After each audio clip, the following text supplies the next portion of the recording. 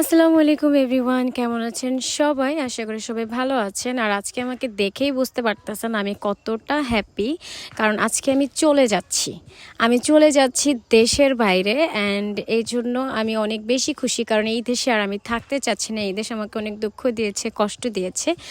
আমি অনেক বেশি দুঃখ ভারাক্রান্ত মন নিয়ে জীবন উৎসর্গ করে দিয়ে আমি চলে যাচ্ছি দেশের বাইরে। অ্যান্ড দেশের বাইরে যাওয়ার জন্য আমি চলে গেলাম সদরঘাট লঞ্চ টার্মিনাল। তো বাকিটা বুঝে নেন যে আমি কোথায় যাচ্ছি। না, আসলে মূলত আমি যাচ্ছি হচ্ছে আমাদের গ্রামের বাড়িতে বরিশালে। অনেকেই আমাকে জিজ্ঞাসা করেছিলেন আমার দেশের বাড়ি কোথায় অ্যান্ড আমি কোথায় যাচ্ছি। তো এখন আই থিঙ্ক আপনারা ক্লিয়ার হয়ে গিয়েছেন যে আমি কোথায় যাচ্ছি অ্যান্ড আমার দেশের বাড়ি কোথায়। আমার দেশের বাড়ি, আমার বাবার বাড়ি মূলত হচ্ছে যে ভোলা চরফেশনে অ্যান্ড আমার নানু বাড়ি হচ্ছে বরিশালে। আমি ছোটবেলা থেকে আমার নানুর বাড়িতে যাতায়াত বেশি, দ্যাটস ওয়াই আমি আমার নানুর বাড়িতেই বেশি যাই আসি।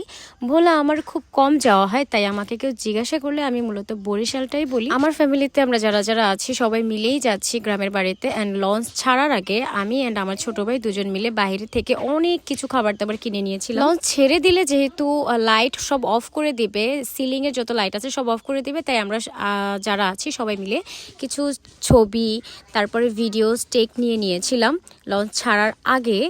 এই যে দেখেন, এটা হচ্ছে সামনের ফ্রন্ট সাইডটাতে দেখেন কত সুন্দর। অনেকে আমি কিছু ভিডিও আপলোড দিয়েছিলাম, বলেছেন আপু এটা কোন 5 স্টার রেস্টুরেন্ট, এটা কোন জায়গা এত সুন্দর। আসলে এটা কোনো জায়গা না, এটা কোনো 5 স্টার রেস্টুরেন্টও না, এটা মূলত লঞ্চ। এটা হচ্ছে সুরভি 7 লঞ্চে আমরা মেবি উঠেছিলাম। এরকম আরও লঞ্চ আছে যেগুলো অনেক সুন্দর ইন্টেরিয়র করা। এটা হচ্ছে লিফট। এই যে দেখেন, আমি এক লিফটের সামনে থেকে বাদাম কিনেছিলাম খাওয়ার জন্য। কতটা সুন্দর করেছে। আর যারা যারা বলেন না যে বরিশালের খেতার ঘাটি, এই যে দেখেন বরিশালের খেতার ঘাটি দেখতে পাচ্ছেন, এটাই হচ্ছে বরিশালের খেতার ঘাটি। তো এই বরিশালের খেতার ঘাটির লঞ্চটাকে দেখে যারা যারা মনে করেছিলেন যে 5 তারকার রেস্টুরেন্টটা কোথায় আপু, এই লোকেশনটা কোথায়, লোকেশনটা এখন বলে দিয়েছি।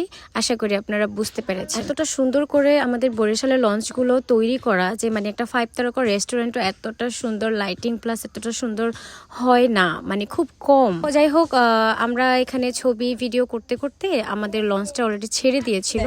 এখন খাওয়া দাওয়া চলছে, কারণ লঞ্চে আসলেই হচ্ছে নাকি তাদের সবার ক্ষুধা পেয়ে যায়। হ্যাঁ, তুমি একটু ব্লগ করে দেখাও তো।